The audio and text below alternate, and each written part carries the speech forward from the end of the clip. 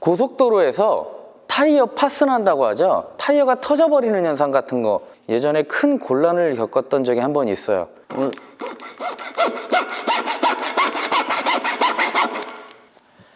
안녕하십니까 홀씨 여러분, 이승현입니다. 자, 오늘은 제가 어떤 걸 해보려고 나왔냐면요, 오늘은 다른 날이랑 좀 다르게 오늘은 서서 오프닝을 시작하게 되었습니다. 오늘은 타이어를 제가 하나 들고 나왔어요. 근데 제가 원래는 이런 이거 특히 진짜 분이 되게 댓글로 많이들 물어봐 주시는데요, 제가 사용하는 그 검정색 장갑 있잖아요. 그 장갑은 이 블랙마스터라는 이런 제품을 사용을 합니다. 검정색 니트릴 장갑이에요. 근데 이 니트릴 장갑이 참 작업을 하면서 편하고 예쁘고 그런 건 좋은데 손에 땀이 많이 차거든요. 손바닥에 땀이 많이 차는데 저는 이상하게 막 다 터지고 간지럽고 손바닥에 막 습진 생기고 난리가 났어요. 그래서 오늘은 지금 손바닥이 너무 간지러운 관계로 일반 면장갑을 사용을 하겠습니다. 오늘 준비한 내용은요, 이 타이어를 하나 준비를 했습니다. 이 타이어인데 이게 옆구리에 이렇게 볼록 튀어나오는 거 혹시 한 번씩 보셨나요? 제가 자료 화면에다가 띄워드릴게요.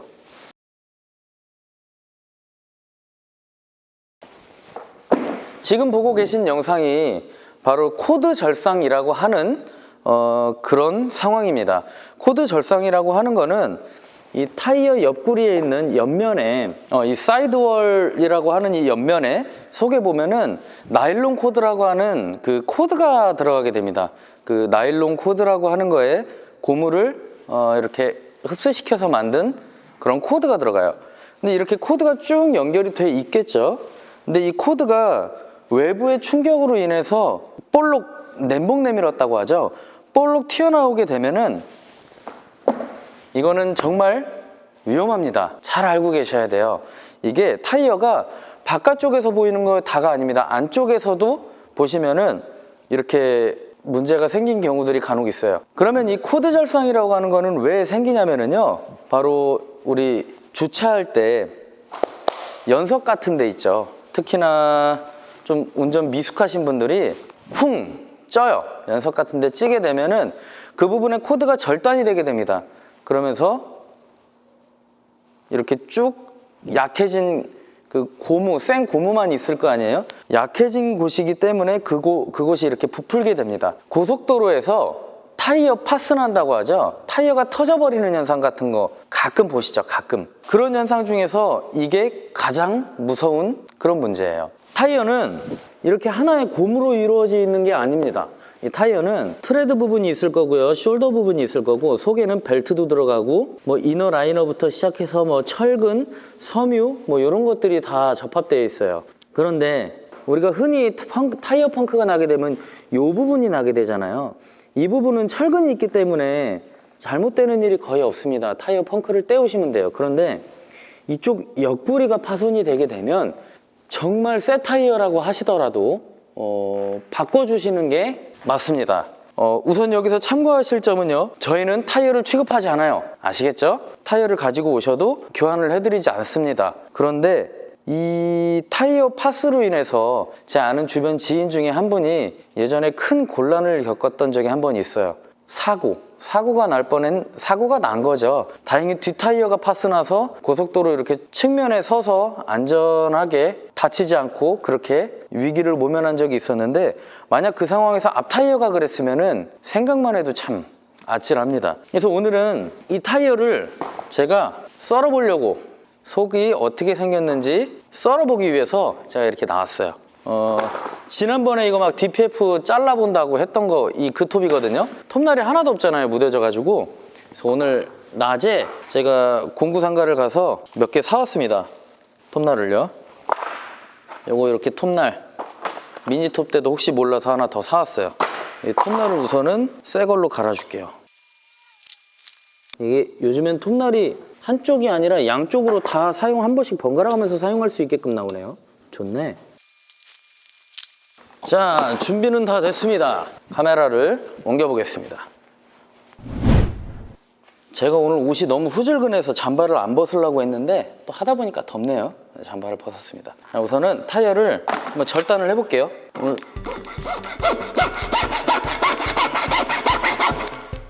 되게 험난할 것 같은 느낌이 듭니다. 그래도 일단은 썰어보고 정 안 되면 그때 그라인더 사용할게요.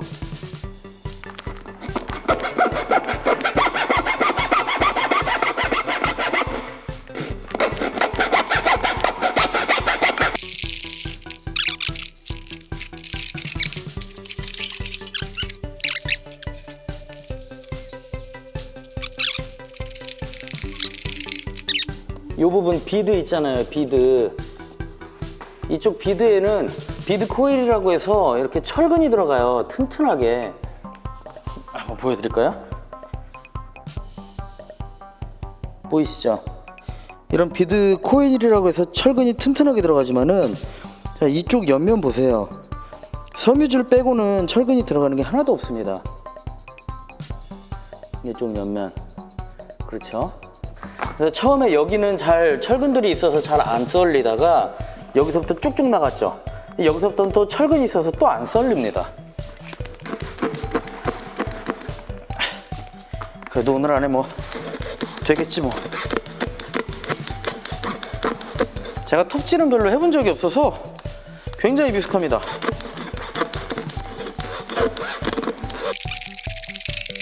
힘들다.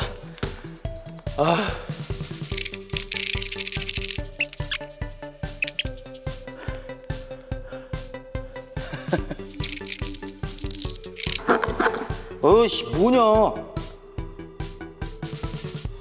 뭐요, 새 건데. 뭐 일회용도 아니고.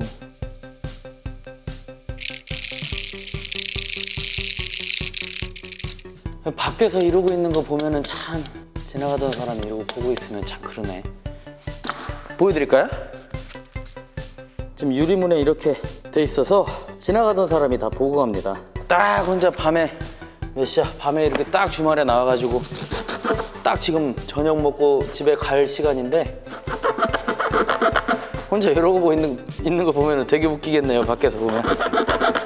지난번에는 사무실에 혼자 딱 이렇게 앉아있는데 하필이면 제가 그때 리모컨 키를 가려고 일자 드라이버를 이렇게 제끼다가 여기 찔려가지고 피가 나고 있어서 혼자 막 이렇게 아파하고 있는 상황이었는데, 밖에서 어떤 지나가시는 아저씨 두 분이 딱 들어오더니 맞죠? 유튜브 하시는 분 이러더니 네 맞습니다 이랬더니 밖에 나가서 거봐 맞잖아 이러면서 꼭 뭐랄까 동물원의 원숭이가 되었던 그런 기분이었습니다. 이거 주인 아저씨가 톱이 너무 안 좋다고 따로 하나 주셨어요. 그래서 안 썰리나 보다. 그쵸? 내가 못 자르는 게 아니야. 톱이 안 좋아서 그래, 톱이. 목수는 연장 탓을 하면 안 되는데. 아, 뭐 이래 진짜 이거. 아니 뭐 들어가지도 않는데 이걸 줬어.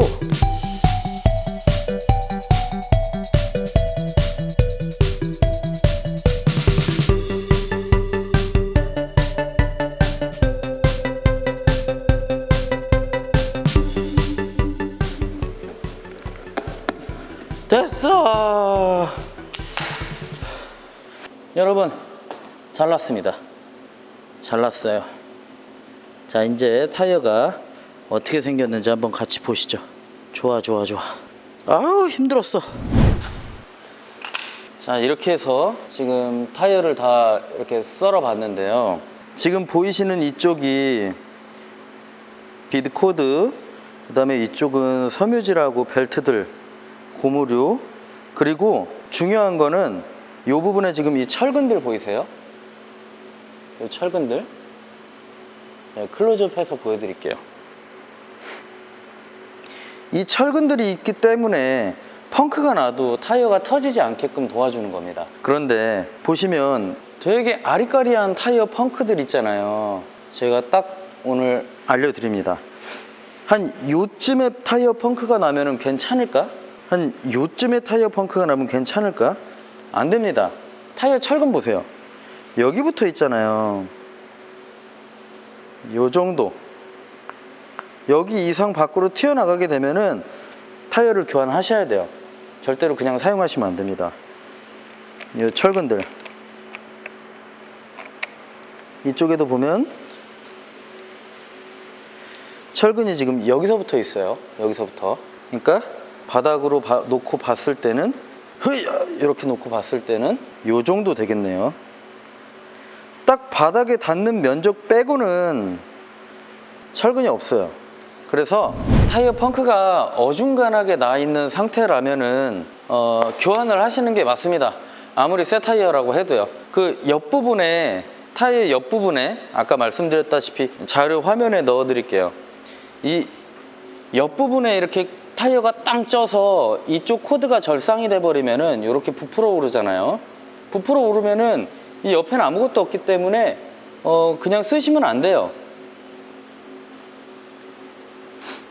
보통 타이어가 터진다 그러잖아요. 타이어가 파스나는 것들은 오래된 타이어들, 보통 이런 타이어 같은 경우도 고무 재질이다 보니까 우리 가정에서 비유하자면은 양말이나 팬티 이런 거 생각하시면 됩니다. 굉장히 오랜만에 양말들이나 그런 고무 재질, 뭐 내복 같은 거, 고무 같은 거 이렇게 오랜만에 딱 그 양말을 신으려고 벌려보면 막 트드득 터져버리잖아요. 타이어도 마찬가지입니다. 오래되면 경화돼요. 그리고 이 고무 재질은 햇볕에 노출이 되면은 더 쉽게 빠르게 경화가 됩니다. 그래서 뭐 지하 주차장이나 그런 게 있으시면 그런 데 많이 차를 보관해 놓으시면은 좀 더 오래는 갈 겁니다. 노상에 주차하시는 것보다는요. 오래되면은 타이어 옆구리가 막 다 갈라지는 거, 조각조각 나서 갈라지는 거 보셨을 거예요. 보통 한 3년이 넘어가기 시작하면은 갈라지기 시작하고 4년이 넘어가면은 막 줄줄줄줄 다 쪼개져 버립니다. 그런 차들, 그리고 옆에 코드 절상 나서 램봉 내민 차들, 요런 차들이 타이어 고속도로 주행하다가 터져버리게 됩니다. 이쪽에서 문제가 되는 경우는 거의 없어요. 이 옆면에서 문제가 됩니다. 그리고 또 한 가지, 타이어 수명 체크하시는 방법 알고 계신가요? 신품 타이어를 제가 지금 가지고 있지는 않아서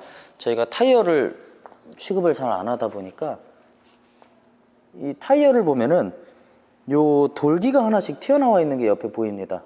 요 돌기들이요. 여기도 있고 여기도 있고 쭉 지나가다 보면은 많이 있습니다.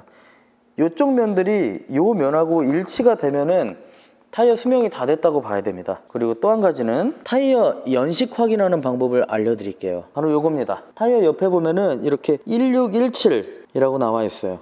뒤에가 연도고요. 앞에가 주차입니다. 17년도 16주차에 생산된 타이어라는 뜻이에요. 오늘 사실 너무 추리해서 점퍼를 안 벗으려고 그랬었거든요. 타이어 쪼개다 보니까 또 더워서. 자, 하여튼 오늘은 타이어에 대해서 여기까지 알아봤어요. 아, 마지막으로 하나 더. 타이어, 본인 차의 사이즈 보는 것도 알고 계셔야죠. 이거 많이 알고 계시겠지만은 모르시는 분들을 위해서 같이 알려드리겠습니다. 어차피 타이어 쪼갠 김에. 타이어 옆면을 봤을 때 165/60R14 뭐 이런 식으로 나와 있겠죠. 이 부분을 참고를 하시면 됩니다. 이게 사이즈예요. 195의 뜻하는 거는 평편비, 이 부분의 사이즈를 말하는 거고요. 그 다음에 이 60, 이쪽은 요 비드 쪽 요만큼, 그리고 14는 인치입니다.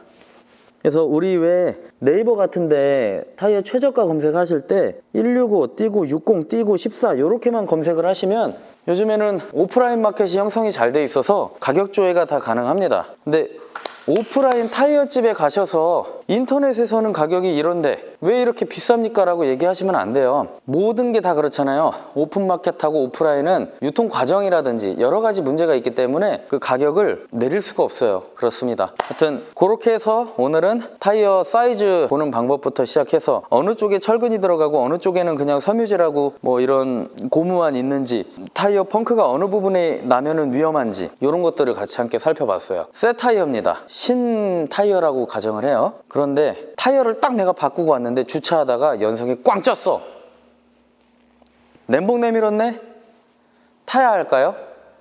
타시면 안 됩니다. 우리 돈이 아무리 중요하더라도 내 안전하고 비교할 거는 아니에요. 아시겠죠? 그 다음에 또 이렇게 램봉 내미는 거는 제가 자료화면에 아까도 보여드리고 막 이랬지만은 어딘가에 외부 충격이 있어서 그런 겁니다. 충격이. 그러면 우리 주행하다가 도로 같은 데 보면은 약간 싱크홀처럼 도로가 파인 곳이 있죠? 그런데 지나가다 쿵 했어요. 그러면은 뭐 차 잘 굴러가고 뭐 별 문제 없네? 이렇게 생각하지 마시고 타이어 안쪽까지, 바깥쪽 말고 안쪽까지 전부 다 상태를 확인을 꼭 해주세요. 생각보다 안쪽에서 잘못되는 경우도 굉장히 많습니다. 밖에서는 그냥 육안으로 이렇게 보이기 때문에 출발하기 전에 한번 보면은 잘못됐네 라고 판단해서 알 수 있지만은 안쪽은 신경 써서 이렇게 안쪽을 쳐다보지 않는 한은 모릅니다. 그리고 타이어가 편마모가 생겨서 이렇게 안쪽만 다는 경우도 있어요. 이 차도 보면은 바깥보다는 안쪽이 더 많이 달았잖아요. 그래서 바깥쪽 말고도 타이어 점검을 하실 때는 꼭